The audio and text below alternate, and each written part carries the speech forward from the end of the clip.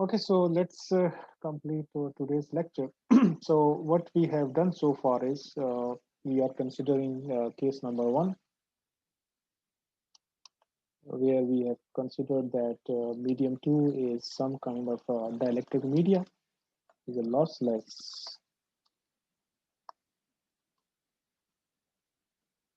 dielectric media.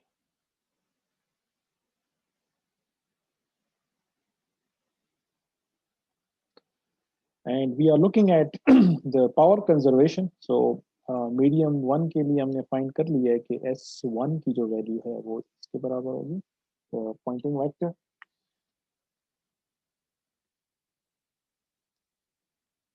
E naught magnitude square divided by eta naught into 1 minus gamma magnitude square plus J2 gamma sine 2k naught z. ठीक, इसको मैं equation one कह देता हूँ. This is for z less than 0. Similarly, now we can find out कि z greater than 0 इस region में power कितनी होगी. So mathematically we will call it S2, E2 cross product with H2 conjugate. Now in our case, E2 is basically ET, इसको हम transmitted wave कह रहे हैं, और H2 की जगह हम क्या लिखेंगे, HT conjugate.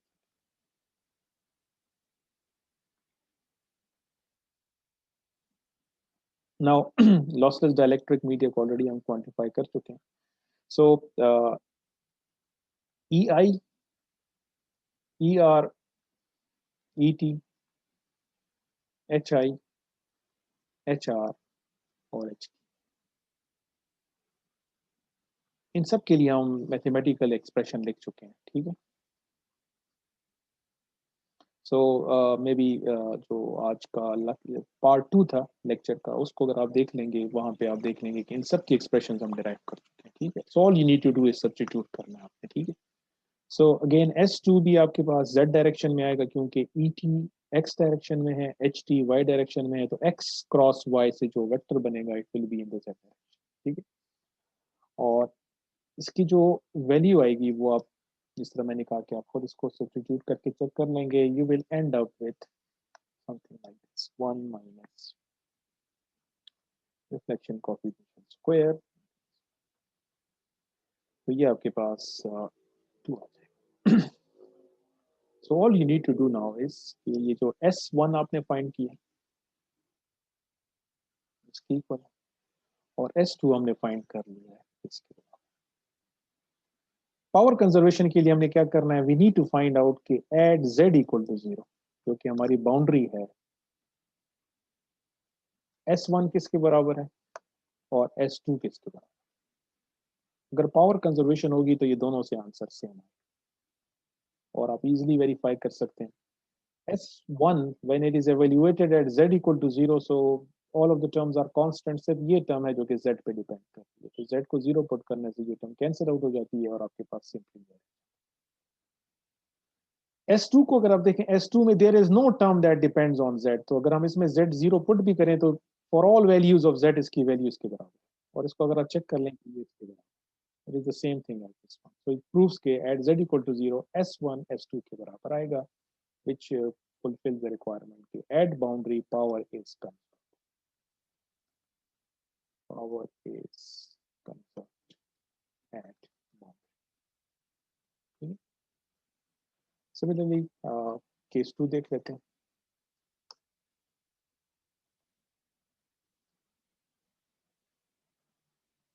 Medium 2 is good conductor. So अब हम अज्यूम कर रहे हैं कि सिचुएशन इस तरह की है कि ये हमारे पास फ्री स्पेस मीडिया,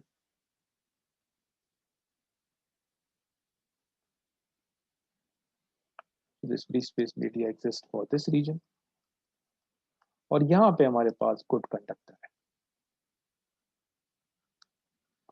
तो बाउंड्री की राइट साइड पे हमारे पास गुड कंडक्टर है. तो गुड कंडक्टर को ऑलरेडी हम डिस्कस कर चुके हैं पिछले लेक्चर में कि गुड कंडक्टर हम किस मीडियम को कहते हैं जिसमें conduction current density is greater than. तो मैं यहाँ पे लिख लेता हूँ, हमने एक फाइंड किया था कि good conductor means that conductivity of the medium is very much greater than omega multiplied by epsilon. ठीक,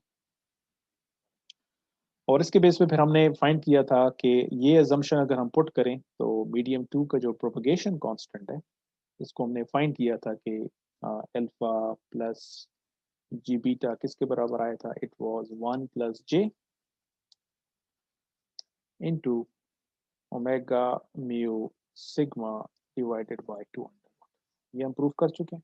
तो मैं इस वक्त सिर्फ और सिर्फ मीडियम 2 की क्वांटिफिकेशन कर रहा हूँ कि गुड कंडक्टर के लिए प्रोपगेशन कांस्टेंट के बराबर होगा।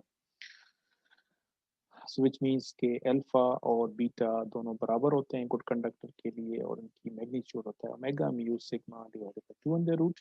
और इसके बाद हमने ये भी किया था कि प्रोपगेशन कांस्टेंट को हमने स्किन डेप्थ के साथ भी रिलेट किया था कि इसको हम इस तरह भी लिख सकते हैं 1 plus j divided by 1 over skin depth, where skin depth हमने फाइंड किया था किसके बराबर था 2 divided by omega mu sigma under the root.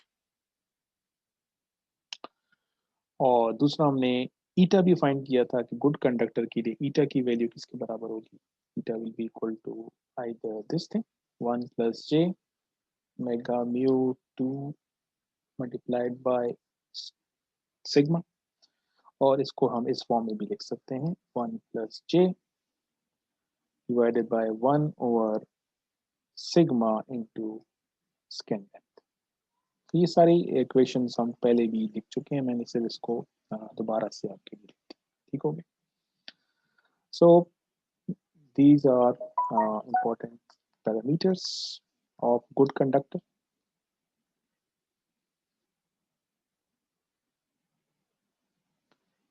The point is कि अब आपके पास केस नंबर 1 के मुकाबले में, अब क्योंकि ये गुड कंडक्टर है, गुड कंडक्टर जो है वो लॉसी मीडियम में आता है। ठीक है, इसमें प्रोपगेशन कांस्टेंट का रियल पार्ट भी है और इमेजिनरी पार्ट भी है। तो यहाँ पे जो ट्रांसमिटेड वेव होगी, ट्रांसमिटेड वेव के लिए जब आप लिखेंगे तो आप वहां पे लिखेंगे ई पावर माइनस गैमा जेड। ठीक, तो अब मैं इसके लिए पावर कंजर्वेशन की हम बात कर लेते हैं कि अगर हम फाइंड करें पावर कंजर्वेशन इस सेकेंड केस के लिए, सो इट डजेंट मैटर कि मीडियम 1 क्या है मीडियम 2 क्या है, बाउंड्री पे पावर हमेशा कंजर्व होगी। तो उसी तरीके से आप क्या करें कि पहले z लेस देन 0 रीजन के लिए फाइंड करें कि पॉइंटिंग वेक्टर किसके बराबर आता है। सो मैं इसको अगेन s1 कह देता हूँ। तो s1 को उसी तरीके से आप फाइंड करेंगे, ठीक है, और उसको एवेल्युएट करेंगे क्योंकि बाउंड्री पे हम बात कर रहे हैं। तो अगर आप S1 की इक्वेशन निकालें और उसमें z इक्वल टू 0 सब्सटीट्यूट करेंगे, इस केस में आपके पास जो रिजल्ट होगा वो ये होगा।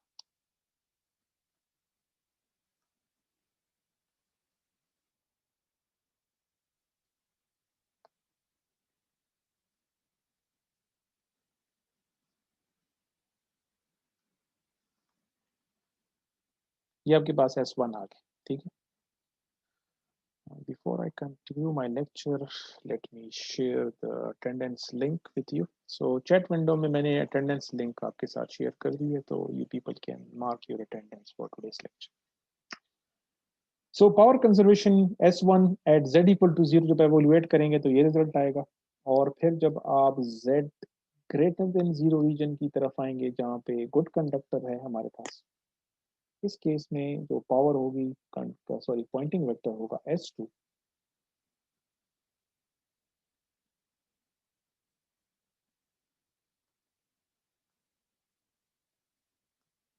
मैं इसमें इसकी पहले जनरल एक्सप्रेशन लिख लेता हूँ because I want to make another statement. तो ये आपके पास इसके बाद E naught square divided by E not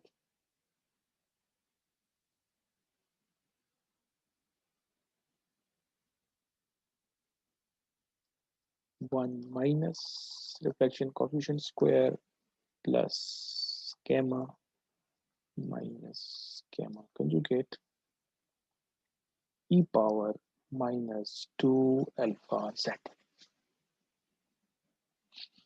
So ये आपके पास रीजन 2 में आएगी. Let's put things in perspective. इस वक्त हम मीडियम 1 जो कि फ्री स्पेस मीडिया है और मीडियम 2 जो हमारे पास गुड कंडक्टर है, इस केस को हम डिस्कस कर रहे हैं. तो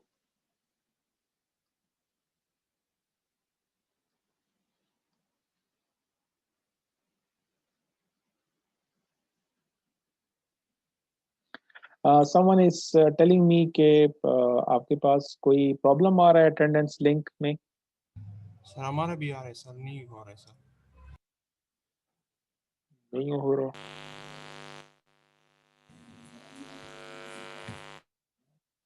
जी बाकी जो स्टूडेंट्स हैं को आप में से कोई इसको अटेंडेंस को सक्सेसफुली मार्क कर चुका है कि नहीं कर चुका?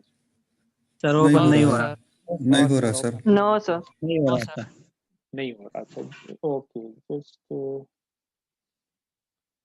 just give me 1 minute.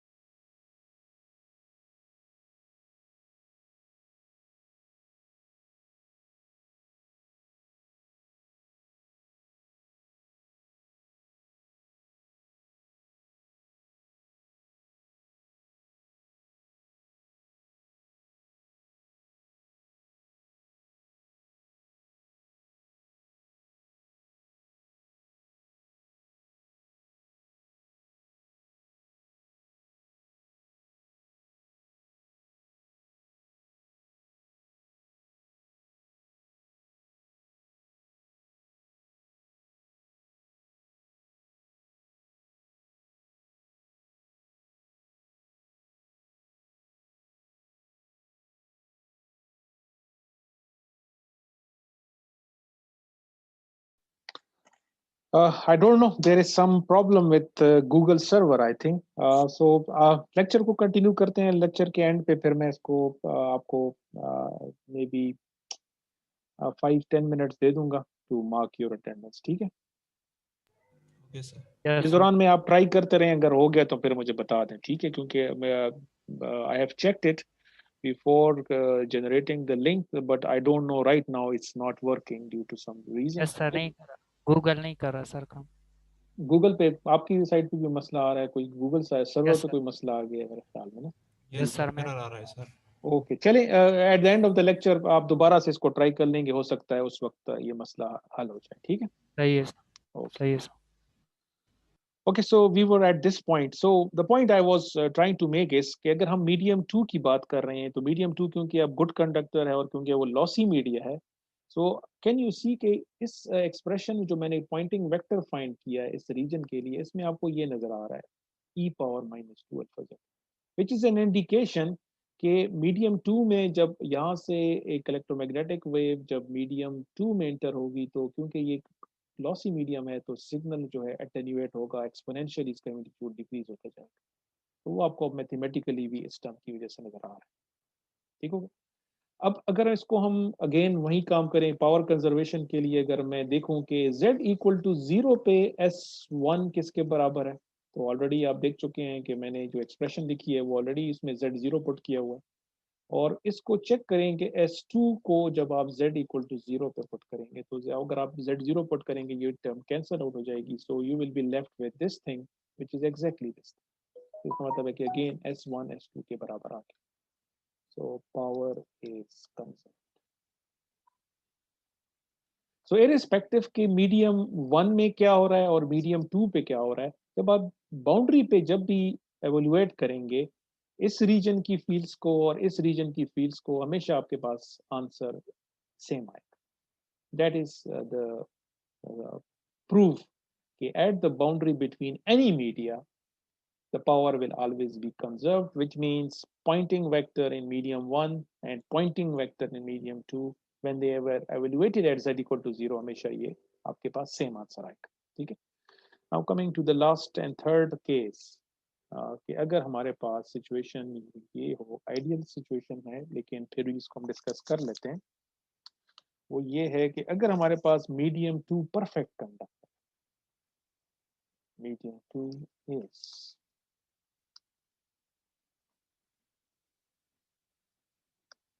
Perfect conductor. So perfect conductor को भी हम डिफाइन कर चुके हैं कि अगर हम एक कंडक्टर को परफेक्ट कह रहे होते हैं इसका मतलब है कि उसकी कंडक्टिविटी जो है ऑलमोस्ट अप्रोचिंग टू इंफिनिटी है।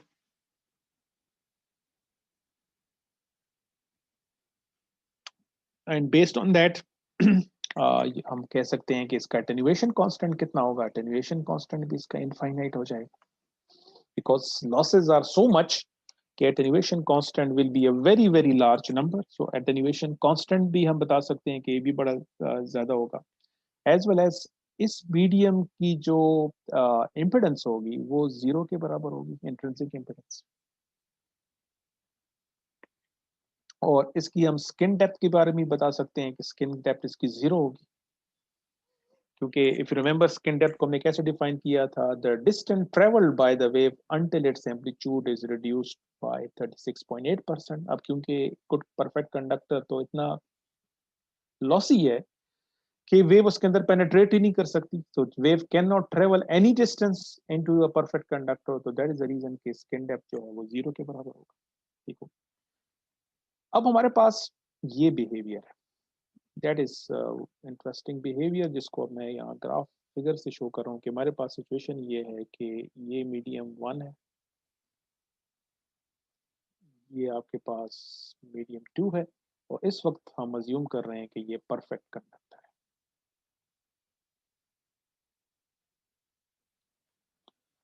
मीडियम 1 जो है हम अज्यूम कर रहे हैं कि अगेन फ्री स्पेस मीडिया से वेव आ रही है, ये फ्री स्पेस मीडिया है, ये हमारी बाउंड्री है। सो अगेन कोऑर्डिनेट सिस्टम अब भी यही है कि ये z एक्सिस को रिप्रेजेंट कर रहा है और ये जो डायरेक्शन x एक्सिस है, तो z ग्रेटर देन 0 रीजन है और ये z लेस देन 0 रीजन है। सो यहाँ पे हमारे पास फ्री स्पेस है, ठीक हो गया, और यहाँ पे हमारे पास परफेक्ट कंडक्टर। सो यहाँ से जब एक इलेक्ट्रोमैग्नेटिक वेव यहाँ पे आएगी, so what is going to happen, यहाँ पे रिफ्लेक्शन कोफिशिएंट अगर हम देखें, रिफ्लेक्शन कोफिशिएंट को हमने जब डिफाइन किया था वो बराबर था eta2 minus eta1 eta2 plus eta1। इसमें ईटा 2 जो है वो मीडियम 2 को रिप्रेजेंट कर रहा है, ठीक है, मीडियम 2। तो मीडियम 2 की अगर आप देखें ये ईटा 2 है जो कि 0 के बराबर है, तो ईटा 2 0 हो गया। इसका मतलब है कि आपके पास रिफ्लेक्शन कॉफिशिएंट की वैल्यू कितनी आ जाएगी, -1। तो रिफ्लेक्शन कॉफिशिएंट कितना हो गया, -1, ठीक हो गया। और अगर हम ट्रांसमिशन कॉफिशिएंट को देखें, सॉरी मैंने थोड़ा सा इसको करेक्ट कर लेता हूँ, दे लुक लाइक,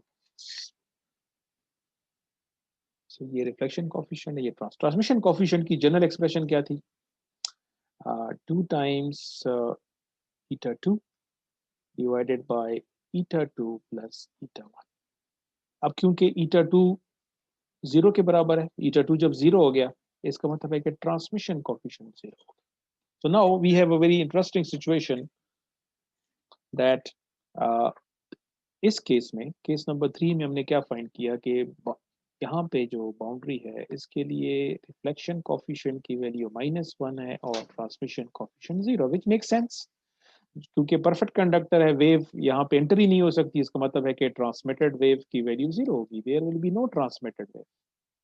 क्यों ट्रांसमिटेड वेव 0 है, क्योंकि ट्रांसमिशन कॉफिशिएंट 0 है, नथिंग इज ट्रांसमिटेड, और रिफ्लेक्शन कॉफिशिएंट -1 के बराबर है, विच मीन्स कि जितनी इंसिडेंट वेव यहाँ से आ रही थी वो सारी की सारी रिफ्लेक्ट हो गई। सॉरी इसको मैं रिफ्लेक्टेड वेव कहना चाह रहा था, reflected.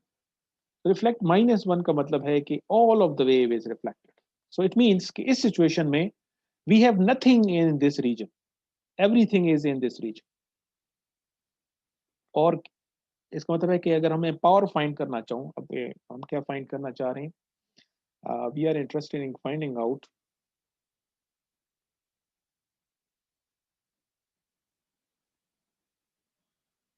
so I will say for z less than 0 region,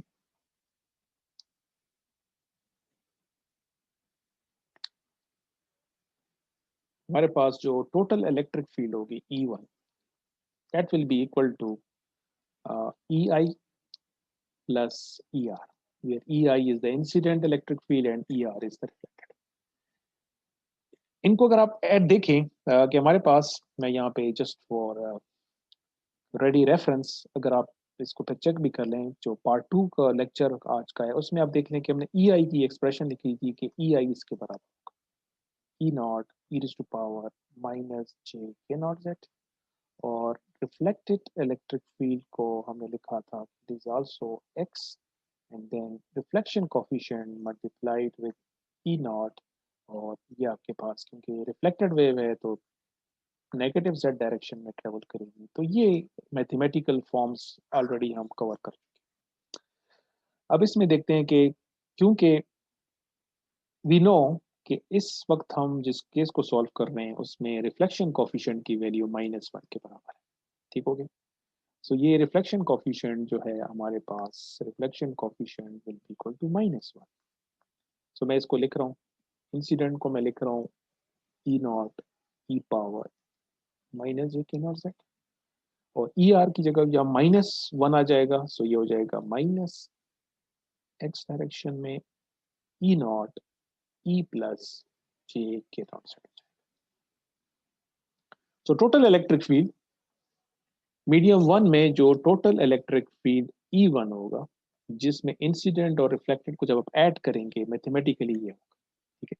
इसको आप चेक कर सकते हैं कि ये और ये हम ऐड कर सकते हैं with help of Euler's relationship. तो फाइनल इसको मैं लिखूंगा कि E1 मैथमेटिकली में लिख सकते हैं -x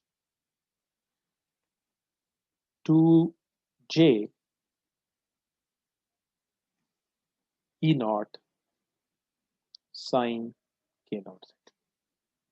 और इसी तरीके से आप H1 को भी देख लेंगे। H1 को आप कैसे फाइंड करेंगे, HI प्लस HR, और इसी रिजल्ट को यूज करके आप देख लेंगे कि H1 को भी आप इस तरह एक्सप्रेस करेंगे, y डायरेक्शन में है, और 2 divided by eta naught E naught sine, not sine, sorry, it's going to be cos k naught z। Now what is the important conclusion that we can make about these two results.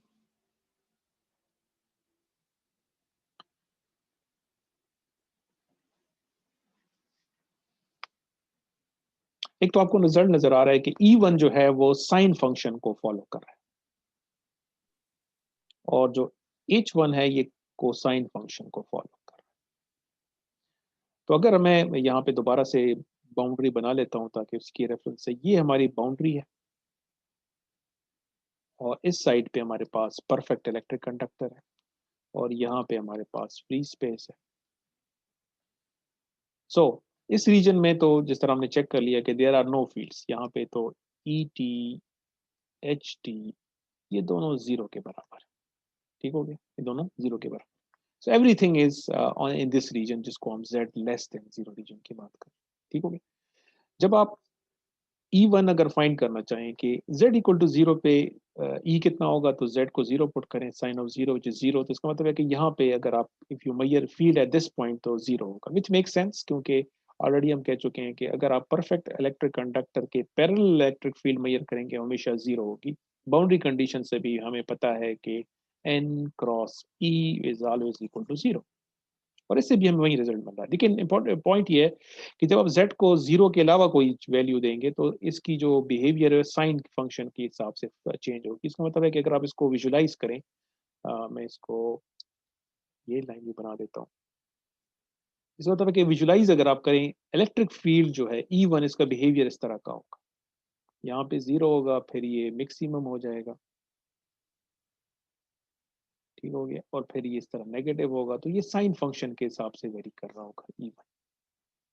और अगर आप magnetic field को देखें इसका behaviour cos को follow कर, इसका मतलब है कि अगर Z इक्वल टू जीरो पे देखेंगे यहाँ पे आपको मैक्सिमम मैग्नेटिक फील्ड मिलेगी, मैक्सिमम इलेक्ट्रिक फील्ड।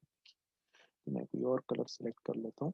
तो अगर आप यहाँ पे देखेंगे यहाँ पे मैग्नेटिक फील्ड मैक्सिमम होगी और जैसे जैसे आप इससे दूर होते जाएंगे तो ये आपके पास जीरो होती जाएगी अकॉर्डिंग टू कोसाइन फंक्शन।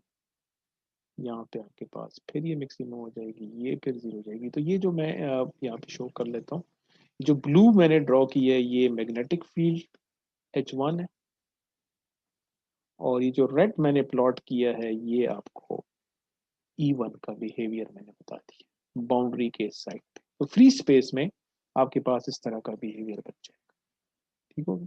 इसे whenever you have something like this इसको हम कहते हैं स्टैंडिंग वेव्स।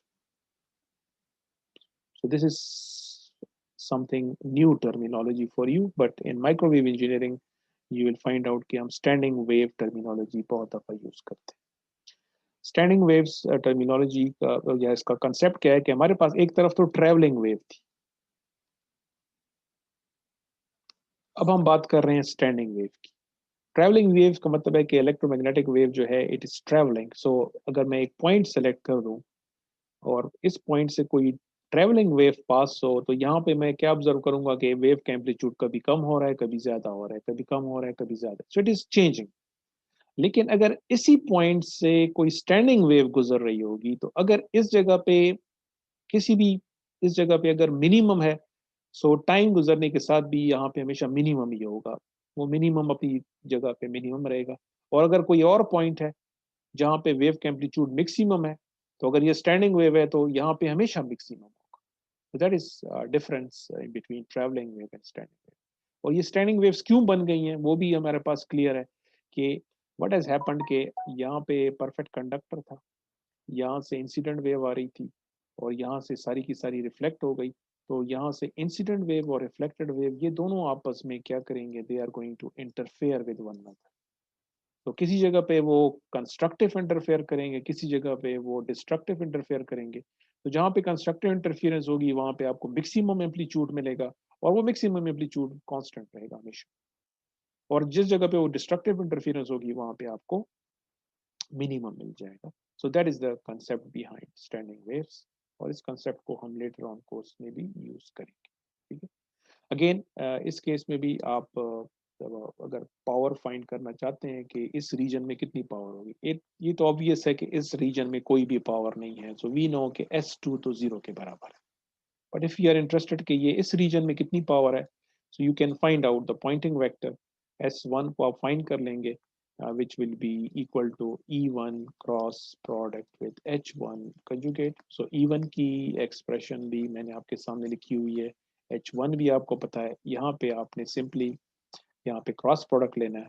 So S1 आपके पास आ जाएगा, और क्योंकि ये माइनस z डायरेक्शन है, सो माइनस z है, और आपके पास है 4 डिवाइडेड बाय ईटा नॉट, और साथ में ये कॉम्प्लेक्स इमेजिनरी पावर है, j आ जाएगा, और आपके पास ई नॉट मैग्नीट्यूड स्क्वायर होगा, साइन k नॉट z होगा, और cos k नॉट z आ जाएगा. दिस इज समथिंग ये जो आपने खुद वेरीफाई करना है, ठीक है. मैंने इसको अज्यूम करते हुए कि इट्स ऑल स्ट्रेट फॉरवर्ड कि ये एक्सप्रेशन है, E1 भी आपको पता है, H1 भी पता है, तो सिंपली आई अज्यूम कि एटलीस्ट आप लोगों को क्रॉस प्रोडक्ट लेने में कोई प्रॉब्लम नहीं होगा, ये फाइनल रिजल्ट ही आएगा, ठीक हो गया.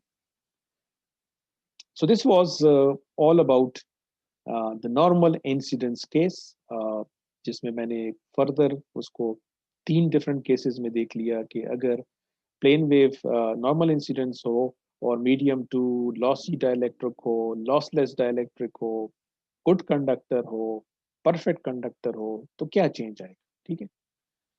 सो that's it for today's lecture. Can anyone check the attendance link and let me know कि क्या अब भी वो काम कर रहा है कि still there is an issue. Sir Google server down है. गूगल सर्वर डाउन है, ये पूरे पाकिस्तान में डाउन हो गया कि इंटरनेशनल लेवल पे डाउन हो गया? इंटरनेशनल पे सर यूट्यूब भी डाउन है और गूगल डॉक्स भी डाउन है sir. Okay okay okay okay, ठीक है ठीक है, चलें. इसका मतलब है कि एटलीस्ट ये लोकल इशू नहीं है. So that's why I was also surprised कि ये लिंक क्यों काम करना छोड़ दिया इसने.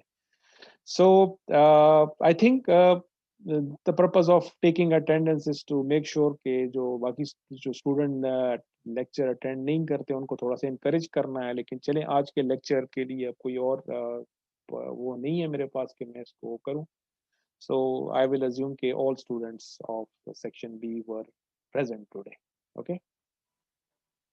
Any question? कोई question अगर आपका है आज के lecture के हवाले से? Otherwise, I am going to end this meeting. Any question? No, sir. Okay. Thank you very much and see you next week. Allah Hafiz. Okay, sir. Allah Hafiz, sir.